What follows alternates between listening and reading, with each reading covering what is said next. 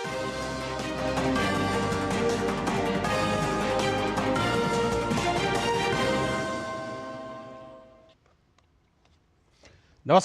DD news पर आप देखना शुरू कर चुके हैं समाचारों का बुलेटिन। मैं हूं लालचंद्र सिंह। देखेंगे देश और दुनिया की तमाम बड़ी खबरें, लेकिन सबसे पहले इस समय की हेडलाइंस। भाजपा तुष्टीकरण नहीं, संतुष्टीकरण पर देती है जोर। असम के गोलाघाट में पीएम मोदी ने कहा, नागरिक देवो भव हमारी सरकार का मंत्र, मिलकर बनाएंगे विकसित असम।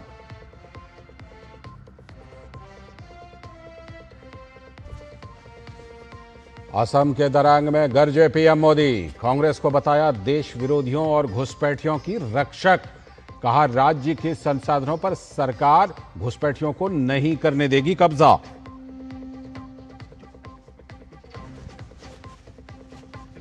पांचवें अखिल भारतीय राजभाषा सम्मेलन से अमित शाह का संबोधन। कहा, जनता की भाषा में हो सारा कामकाज।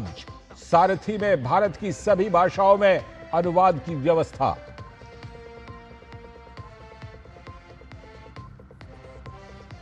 चेन्नई में कर सुधार कार्यक्रम में शामिल हुई केंद्रीय वित्त मंत्री निर्मला सीतारमण। नए जीएसटी ढांचे को बताया मध्यम वर्ग को राहत देने वाला। कहा, देश में अब अधिकतर वस्तुएं टैक्स फ्री।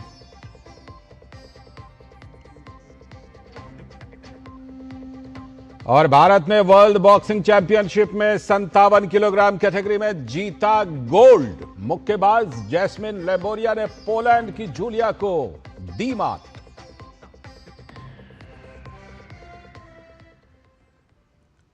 हेडलाइंस के बाद खबरें विस्तार से। प्रधानमंत्री नरेंद्र मोदी ने नुमालीगढ़ रिफाइनरी लिमिटेड में असम बायो एथेनॉल संयंत्र का उद्घाटन किया, जिसका उद्देश्य स्वच्छ ऊर्जा को बढ़ावा देना और जीवाश्म ईंधन पर निर्भरता को कम करना है। और प्रधानमंत्री नरेंद्र मोदी ने नुमालीगढ़ रिफाइनरी लिमिटेड में पॉलीप्रोपाइलीन प्लांट की आधारशिला भी रखी। ये असम के पेट्रोकेमिकल क्षेत्र में महत्वपूर्ण योगदान देगा। इससे रोजगार के अवसर भी पैदा होंगे और क्षेत्र के समग्र सामाजिक आर्थिक विकास को बढ़ावा मिलेगा। प्रधानमंत्री नरेंद्र मोदी ने कहा कि बीजेपी सरकार का एक ही मंत्र है, नागरिक देवो भव। उन्होंने कांग्रेस पर गरीबों को लंबे समय तक तरसाने का आरोप लगाया और कहा कि केंद्र सरकार का जोर तुष्टीकरण पर नहीं, बल्कि संतुष्टीकरण पर है। साथियों, बीजेपी सरकार के विकास का एक ही मंत्र है, वो मंत्र है नागरिक देवो भव। नागरिक देवो भव यानी देश के नागरिकों को असुविधा न हो, उनको छोटी छोटी जरूरतों के लिए यहां वहां भटकना न पड़े। लंबे समय तक कांग्रेस के शासनकाल में गरीबों को तरसाया गया, ठुकराया गया, क्योंकि कांग्रेस का काम एक वर्ग के तुष्टीकरण से हो जाता था, उनको सत्ता मिल जाती थी। लेकिन बीजेपी तुष्टीकरण नहीं, संतुष्टीकरण पर जोर देती है। और प्रधानमंत्री नरेंद्र मोदी ने असम के दरांग में 6,300 करोड़ रुपए से भी अधिक की प्रमुख बुनियादी ढांचा और औद्योगिक विकास परियोजनाओं का उद्घाटन और शिलान्यास किया। उन्होंने दरांग में कई परियोजनाओं का शिलान्यास किया। इन परियोजनाओं में दरांग मेडिकल कॉलेज और अस्पताल, जीएनएम स्कूल और बीएससी नर्सिंग कॉलेज शामिल हैं, जो इस क्षेत्र में चिकित्सा शिक्षा और स्वास्थ्य सेवा वितरण को मजबूत करेंगी।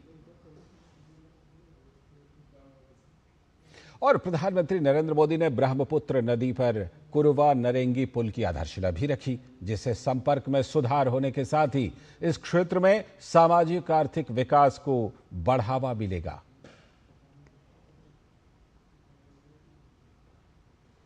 और साथ ही प्रधानमंत्री नरेंद्र मोदी ने गुवाहाटी रिंग रोड परियोजना की भी आधारशिला रखी, जिससे शहरी गतिशीलता में बढ़ोतरी होने के साथ ही यातायात की भीड़भाड़ कम होगी और राजधानी के साथ ही उसके आसपास संपर्क में सुधार आएगा।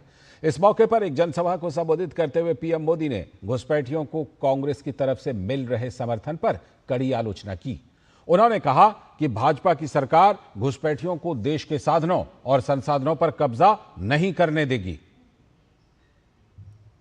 भाजपा की सरकार घुसपैठियों को देश के साधनों संसाधनों पर कब्जा नहीं करने देगी।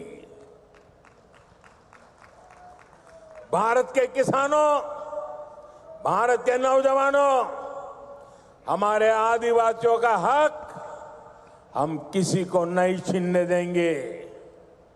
ये घुसपैठिए हमारी माताओं, बहनों, बेटियों के साथ अत्याचार करते हैं, ये नहीं होने दिया जाएगा। घुसपैठियों के माध्यम से बॉर्डर के इलाकों में डेमोग्राफी बदलने की साजिशें चल रही है। ये राष्ट्रीय सुरक्षा के लिए बहुत बड़ा खतरा है। इसलिए अब देश में एक डेमोग्राफी मिशन शुरू किया जा रहा है। भाजपा का लक्ष्य है घुसपैठियों से देश को बचाएंगे, घुसपैठियों से देश को मुक्ति दिलाएंगे। और मैं उन राजनेताओं को भी कहना चाहता हूं, आप जो चुनौती लेकर के मैदान में आए ना, बस सुना तान करके उस चुनौती को स्वीकार करता हूं। और लिख लो,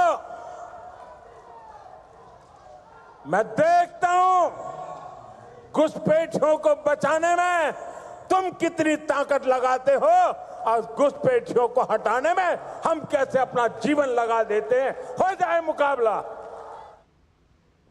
खुली चुनौती प्रधानमंत्री ने दी।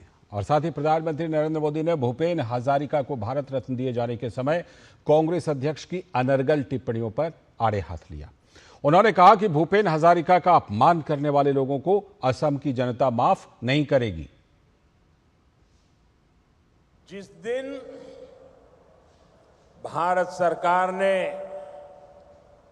इस देश के महान सपूत असम के गौरव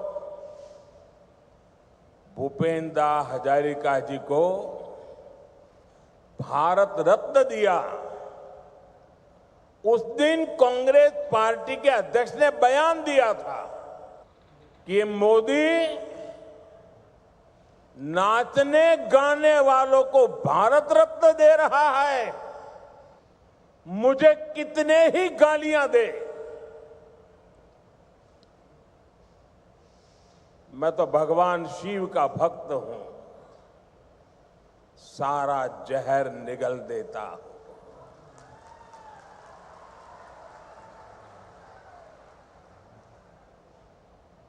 लेकिन बेशर्मी के साथ जब किसी और का अपमान होता है तो मुझसे रहा नहीं जाता। असम के बेटे का, भारत के सपूत का कांग्रेस ऐसे अपमान करती है, बहुत दर्द होता है। और इनका तो अहंकार इतना है कि नामदार जब कामदार की पिटाई करते हैं और दर्द के कारण अगर कामदार के मुंह से दर्द की आवाज निकल जाए तो उस पर ज्यादा जुल्म करते हैं कि तुम्हें रोने का भी अधिकार नहीं है, तुम नामदार के सामने कामदार होकर के कैसे रो सकते हो। ऐसा अहंकार सार्वजनिक जीवन में शोभा नहीं देता है। तो प्रधानमंत्री पूर्वोत्तर राज्यों के दौरे पर हैं और इसी दौरान मिजोरम रेल नेटवर्क से जुड़ गया। प्रधानमंत्री नरेंद्र मोदी ने शनिवार को मिजोरम दौरे के दौरान नई रेल लाइन का शुभारंभ करने के साथ ही सैरांग से दिल्ली, कोलकाता और गुवाहाटी के लिए 3 ट्रेनों को हरी झंडी दिखाई। तो हमारे संवाददाता राजेश राज ने स्थानीय लोगों से बातचीत की और पीएम द्वारा दी गई रेल परियोजनाओं पर उनकी प्रतिक्रिया ली। लोगों ने प्रधानमंत्री मोदी और सरकार को प्रति आभार जताया और कहा कि इससे पर्यटन और उद्योग को बढ़ावा मिलेगा। अभी हम मिजोरम की राजधानी आइजॉल में मौजूद हैं और आइजॉल का ये एक महत्वपूर्ण चर्च है। आइजॉल में कहा जाता है कि रविवार का दिन चर्च के नाम होता है और लोग सुबह से ही प्रेयर के लिए चर्च पहुंचते हैं। हम आज यहाँ पर बात करेंगे कि मिजोरम में जो रेल कनेक्टिविटी की शुरुआत हुई है उसका कितना इम्पैक्ट यहाँ के आम लोगों पर होगा, इसी पर हम बात करेंगे। आपको हम ले चलते हैं सीधे अंदर। It's really good. Before that, no, we don't have rail connectivity. Rail connectivity, let's hope there is no problem. Besides Rajdhani Express, I hope we have another rail connectivity. Means another train or something like that. No, not only Rajdhani, it's really good. I give thanks to Government of India. Yeah, it's good. It's good for national integration actually, and it's good we can connect you with the mainland with this railway. So we are very thankful. It will be a great development for Mizoram regarding that economics and many other things. It will make a transportation and journey will become very much easier. And we are very thankful for the central government for bringing this development in Mizoram. There will be development in tourism and trade. Like we know, 2 months earlier, due to this road issue, there are many blockages in different districts, even in the state of Aizawl and in different parts of Mizoram. So with this rail connectivity, we will not have this road blockage and all because of this monsoon, landslide and all. So with this development, I think there will be a high chance of developing in tourism and trade development. हमने ये आपको दिखाने की कोशिश की कि prime minister Modi का क्या यहाँ पर क्रेज है। लोग उन्हें शुक्रिया अदा कर रहे हैं कि ट्रेन की शुरुआत से व्यापार और उद्योग तो बढ़ेंगे ही, सुगम और सुहाने सफर का आनंद भी लोग उठा सकेंगे। कैमरामैन मोंटी सिंह के साथ आइजॉल से मैं राजेश राज, डीडी न्यूज के लिए। तो ये तो हुई आम लोगों की बात। और मिजोरम के खिलाड़ी मार्क ने भी डीडी न्यूज से बातचीत में बताया कि खिलाड़ियों को अक्सर खेल के सिलसिले में राज्य से बाहर जाना पड़ता है, तो ट्रेन की कनेक्टिविटी से खिलाड़ियों को भी सुविधा मिलेगी। Coming to Mizoram is such a great help. As a sports person also, we used to travel to Delhi, to South India, to all over India. We have to catch the train from Silchar, sometimes we have to catch the train from Guwahati. But now, after being the train is here, we will catch right next to our city, so which will be very convenient for us. Everything in goods, all the supplies we need, even eggs, and all the vehicles that used to be carried by a bus or a truck, big truck, now will be carried by a train. So which everything will be, price will be dropped. So we just want to say thank you so much for bringing the train to Sairang, Aizawl.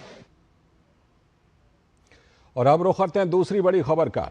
केंद्रीय गृह मंत्री अमित शाह ने गुजरात के गांधीनगर में एक प्रदर्शनी का उद्घाटन किया। इस अवसर पर उनके साथ मुख्यमंत्री भूपेंद्र पटेल भी मौजूद रहे।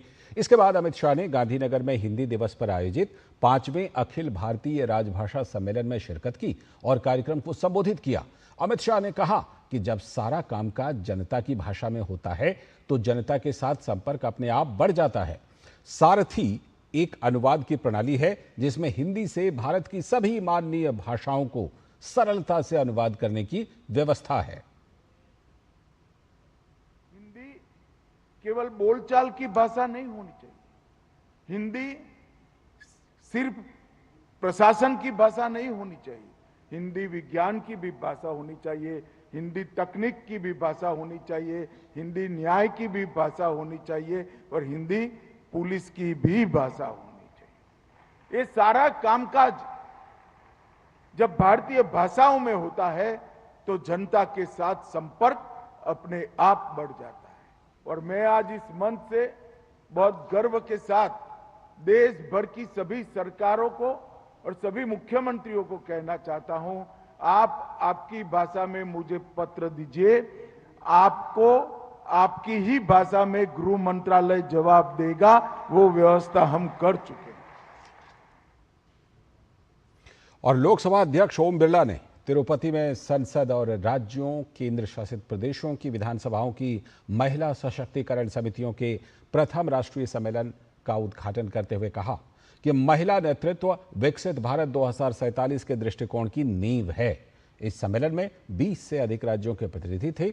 ये 2 दिवसीय सम्मेलन महिला नेतृत्व विकास और लिंग प्रतिक्रियाशील बजटिंग पर चर्चा कर रहा है। इसका उद्देश्य महिलाओं के नेतृत्व को बढ़ावा देना है।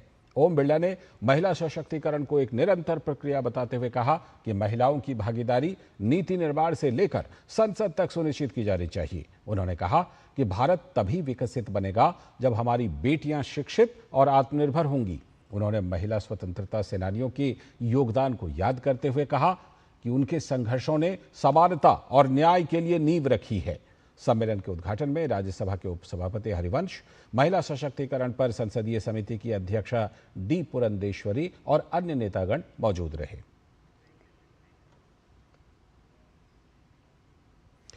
बुलेटिन में अभी वक्त है एक छोटे से ब्रेक का।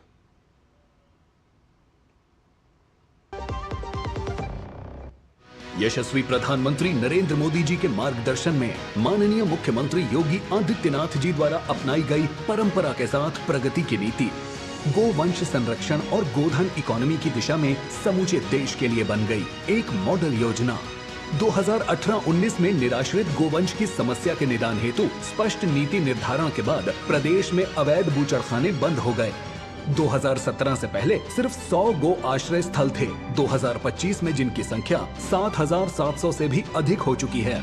मुख्यमंत्री सहभागिता योजना के अंतर्गत गोवंश के भरण पोषण के लिए डीबीटी के माध्यम से वितरित की जा रही है सहायता राशि। 2017 के बाद गोधन उत्पादों के अर्थतंत्र को पहली बार समझा गया तो आर्थिक उन्नति का नया मॉडल भी स्थापित हो गया। महिला स्वयं सहायता समूहों की सक्रिय भूमिका ने ग्रामीण क्षेत्रों में सृजित किए रोजगार के नए अवसर। काम दमदार, डबल इंजन सरकार।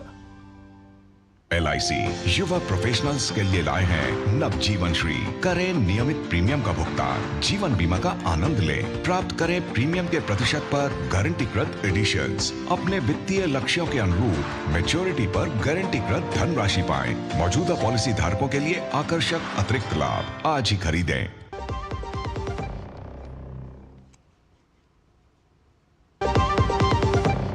नए जीएसटी से मेरी स्कूटी 7,000 रुपए सस्ती हो गई और स्कूटी खरीदने का मेरा सपना सच हो पाया। अब सफर आसान है और सपने पूरे करना भी। नेक्स्ट जेन जीएसटी ने मेरी जिंदगी को बनाया सरल, सिंपल और बेहतर।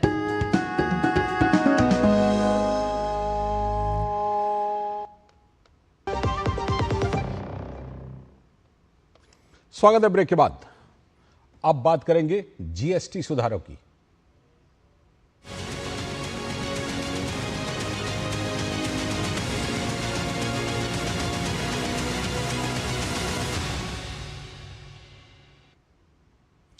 तो केंद्र सरकार ने हेल्थ और लाइफ इंश्योरेंस यानी स्वास्थ्य और जीवन बीमा लेने वालों को बड़ी राहत दी है। जीएसटी काउंसिल ने हेल्थ और लाइफ इंश्योरेंस प्रीमियम पर लगने वाले 18% जीएसटी को अब पूरी तरह से खत्म करने का ऐलान किया है। साथ ही सरकार ने जीवन रक्षक दवाओं पर जीएसटी 12% से घटाकर 5% कर दी है, जिससे कैंसर जैसी गंभीर बीमारियों का इलाज सस्ता हो जाएगा। तो वहीं कैंसर जैसी दवाओं पर जीएसटी 0 कर दी गई है। दवा कारोबारियों का मानना है कि इससे दवाओं की मांग और उत्पादन दोनों बढ़ेगा, जिससे रोजगार के अवसर भी बढ़ेंगे। हालांकि जीरो जीएसटी रिजीम आधिकारिक तौर पर 22 सितंबर से लागू होगी, लेकिन इंश्योरेंस कंपनियों ने ग्राहकों को अभी से इसका फायदा देना शुरू भी कर दिया है। यह रिफॉर्म लाखों भारतीयों के लिए हेल्थ इंश्योरेंस को ज्यादा आसान और फायदेमंद बनाएगा। जीएसटी रिफॉर्म का हेल्थ इंश्योरेंस सेक्टर और आम जनता ने स्वागत किया है। उनका कहना है कि सरकार का यह निर्णय हर व्यक्ति के जीवन की सुरक्षा की दृष्टि से बेहद महत्वपूर्ण है। 22 सितंबर से इस पर जो 0% किया गया जीएसटी को, ये इस पूरे सेगमेंट को, हॉस्पिटल सेगमेंट्स को और भारत सरकार की जो योजना है 2047 तक पूरे भारत को इंश्योर्ड करने का, उन दोनों की योजनाओं पर काम करेगा। सरकार ये चाह रही है कि सभी व्यक्ति जो है इंश्योरेंस से कवर हो, जिसमें हेल्थ कवर और लाइफ कवर दोनों ही है। तो इसी विजन को आगे बढ़ाते हुए गवर्नमेंट ने जो टैक्स है, जीएसटी का जो अतिरिक्त भार लग रहा था, वो उसको 0 कर दिया है। ये आम नागरिक के लिए ही इन्होंने किया है और इसका सीधा फायदा पूरा आम नागरिक को ही मिलने वाला है। आम पॉलिसी धारक के लिए उसका प्रीमियम अब हर साल कम हो आएगा, और जो एक पॉलिसी धारक उसका डर रहता है कि मेरा ये प्रीमियम ज्यादा बन रहा है तो मैं कम लूं या बाद में ले लूं, तो ये डर खत्म होगा और पॉलिसी धारक बढ़ेंगे। और उधर केंद्रीय वित्त मंत्री निर्मला सीतारमण ने रविवार को कहा कि वस्तु एवं सेवा कर यानी जीएसटी अब दैनिक जीवन के हर पहलू में अपनी उपस्थिति दर्ज करा रहा है। चेन्नई में एक कार्यक्रम में बोलते हुए उन्होंने इस बात पर प्रकाश डाला कि कैसे हालिया जीएसटी सुधारों का प्रभाव लोगों के जागने से लेकर सोने तक देखा जा सकता है, जिससे नागरिकों को सुबह की चाय से लेकर रात के खाने तक हर चीज में लाभ मिल रहा है। कर का बोझ को कम करने के लिए सरकार की प्रतिबद्धता पर जोर देते हुए वित्त मंत्री ने बताया कि लगभग 90% वस्तुओं पर जीएसटी की दरें, जिन पर पहले 18% कर लगा करती थी, अब घटाकर 5% कर दी गई हैं या फिर उसमें छूट दे दी गई है। इससे आम परिवारों को विशेष रूप से लाभ होगा। ब्रेड, दूध और दैनिक उपयोग की वस्तुओं जैसी आवश्यक वस्तुओं को महत्वपूर्ण राहत मिलेगी, जबकि विलासिता और अहितकर वस्तुओं के लिए 40% का एक विशेष स्लैब निर्धारित किया गया है। वित्त मंत्री निर्मला सीतारमण ने जीएसटी परिषद के सामूहिक निर्णय लेने की सराहना की और कहा कि तमिलनाडु सहित राज्य सरकारों ने सुधारों को आकार देने में महत्वपूर्ण भूमिका निभाई है। उन्होंने कहा, साल 2017 में केवल 65 लाख जीएसटी भुगतानकर्ताओं से बढ़कर आज 1.5 करोड़ हो जाने तक इस सरलीकरण ने व्यापक भागीदारी को प्रोत्साहित किया है और सकल जीएसटी संग्रह 7.18 लाख करोड़ रुपए से बढ़कर 22.08 लाख करोड़ रुपए तक हो गया है। वित्त मंत्री ने कहा कि सकल जीएसटी संग्रह 2018 के 7.18 लाख करोड़ रुपए से बढ़कर 22.08 लाख करोड़ रुपए तक हो गया, जिससे आम जनता और राज्य सरकारों दोनों को लाभ हुआ है। वित्त मंत्री ने आश्वासन भी दिया कि गरीबों, मध्यम वर्ग, किसानों और एमएसएमई को समर्थन देने के सिद्धांतों पर आधारित ये उपाय आर्थिक विकास को गति देंगे और विकसित भारत के दृष्टिकोण को आगे बढ़ाएंगे। 99% of all the goods in 12% have come to 5. 12%ல இப்ப வரைக்கும் இருந்தது 99%, அதுல 1% தான் 18க்கு போயிருக்கு, மீதி எல்லாம் 5க்கு வந்துருச்சு, குறைஞ்சிருச்சு. ஸோ 12 எடுத்துட்டோம்னா 99% 5 கொண்டு போயிட்டு மீதி 1% 18 எடுத்துட்டு போயிருக்கோம். அதே மாதிரி 28% டாக்ஸ்ல இருந்து எத்தனை ஐட்டம்ஸ் கீழே வந்திருக்குன்றத கூட எடுத்து விளக்கி சொல்றோம். 28 இனிமே இல்ல. 28ல இருந்த சில ஐட்டம்ஸ்க்கு மேல காம்பன்சேஷன் செஸ்ஸும் போட்ட போது அந்த ஐட்டம்லாம் 53%, 88% வரைக்கும் கூட போயிட்டு இருந்தது. அதை நம்ம சின் குட்ஸ் அப்படின்னு முன்னாடி சொல்லிட்டு இருந்தாங்க, டிமெரிட் குட்ஸ். அது கம்ப்ளீட்டா 40-50 தாண்டி கூட வரி போயிட்டு இருந்தது. ஸோ இது சின்ன விளக்கம் உங்களுக்கு இது பிக்சர்ல சொல்றோம்.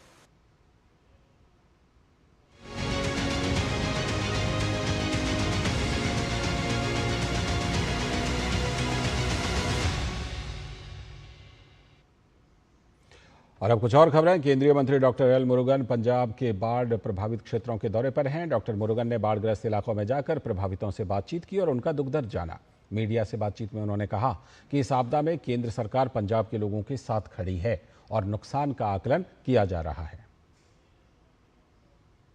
We are all aware of this situation in Punjab. Honorable Prime Minister announced that 1,600 crore relief to the state. I visited 4 of villages. Almost the damage assessment is taking place, and the people's local panchayat leader and the sarpanch and all the affected people, I met them, and they told they need a permanent solution. Major issue the people's demand. If that Sanalise is going to do the proper, or it will be in the future course or the long vision, insurance has to be released. I given the order, I given the yesterday suggestions, and I also told that expedite fastly.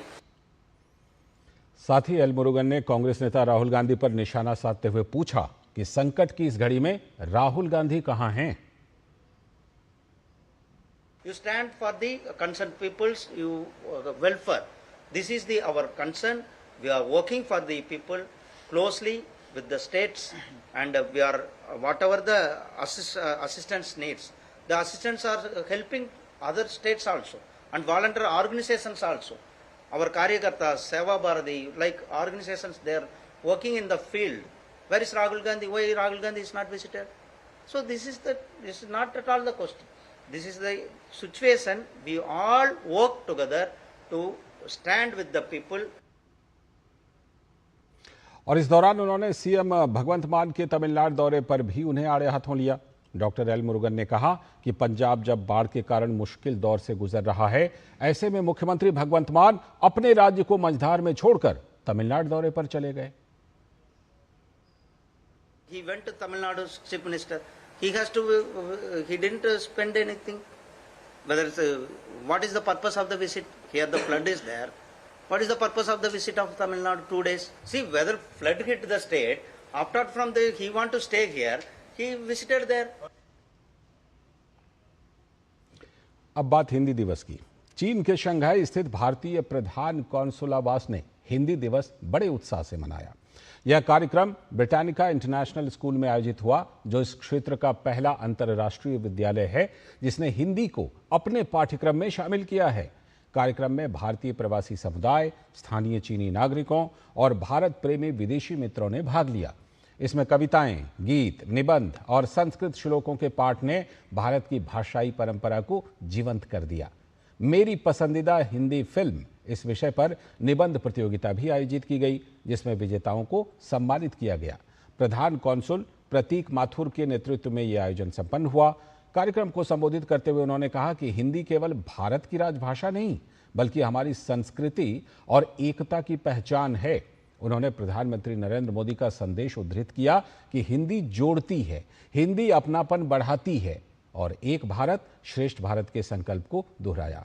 Hindi दिवस का यह उत्सव भारत और चीन के बीच सांस्कृतिक सेतु बनाने की दिशा में एक महत्वपूर्ण कदम है। आगे की खबरों में दिल्ली के श्यामा प्रसाद मुखर्जी स्विमिंग परिसर में तीसरे दिल्ली स्टेट जूनियर एवं सीनियर पैरा स्विमिंग चैंपियनशिप की शुरुआत हो चुकी है। दिव्यांग para sports association of Delhi द्वारा आयोजित इस प्रतियोगिता का उद्घाटन भाजपा के राष्ट्रीय सचिव अरविंद मेनन ने की। इस मौके पर पैरालंपिक कमेटी ऑफ इंडिया के उपाध्यक्ष सत्यप्रकाश सांगवान सहित अन्य गणमान्य व्यक्ति मौजूद रहे। इस मौके पर भाजपा के राष्ट्रीय सचिव अरविंद मेनन ने खिलाड़ियों का हौसला अफजाई करते हुए अपनी शुभकामनाएं दी। हमारे सामने सभी बैठे हुए खिलाड़ियों को बहुत ही शुभकामनाएं देता हूं, बहुत ही आशीष देता हूं। इनके जीवन में मंगल कामना की भगवान काशी विश्वनाथ से कामना करता हूं। आपके जीवन में मंगल कामना हो, आपके जीवन में कभी दुख दर्द कभी ना हो। अगर कहीं आए तो ये सब हमारे अपने जीवन में आए। आप एकदम खुशियों के साथ में आगे बढ़ चलो। न संघर्ष न तकलीफें, क्या मजा है जीने में। और तूफान भी थम जाएगा जब लक्ष्य रहेगा सीने में। एक बड़े लक्ष्य के साथ में हम सब आगे बढ़ें। देखिए, पैरालंपिक कमेटी ऑफ इंडिया और गवर्नमेंट ऑफ इंडिया ने जिस तरीके से अब पैरा एथलेटिक्स और पैरा मूवमेंट को आगे बढ़ाया है, काफ़ी स्ट्रॉन्ग इनिशिएटिव रहा है। और जैसे आप देख सकते हैं, हमारे मेडल टैलीज भी इम्प्रूव हुए हैं। उसके कारण बहुत सारे states, governing bodies, private bodies हमें सीरियसली ले रहे हैं अब। And with the honourable prime minister के कारण से जो हमारे ब्रांड एम्बेसडर ही रहे हैं, हम कहते हैं, अब सब कोई हर एक ग्रास रूट स्पोर्ट पे जाने लग गया, चाहे वो पैरा हो, चाहे वो जनरल हो, चाहे जहाँ पे भी हो। और जिस तरह से अब हम कॉम्पिटिशन्स करवा रहे हैं, चाहे वो पैरालंपिक में हो, चाहे वो एथलेटिक्स में हो, चाहे वो स्विमिंग में हो, हर जगह अब गवर्नमेंट का बहुत ज़्यादा साथ है। जब आपके गवर्नमेंट का साथ है तो आपको पता है कि आप हर कोने तक आप पहुँच सकते हैं। इसी के साथ इस बुलेटिन में फिलहाल इतना ही, लेकिन डीडी न्यूज़ पर खबरों और कार्यक्रमों का सिलसिला लगातार जारी है। हमें दीजिए अनुमति। नमस्कार।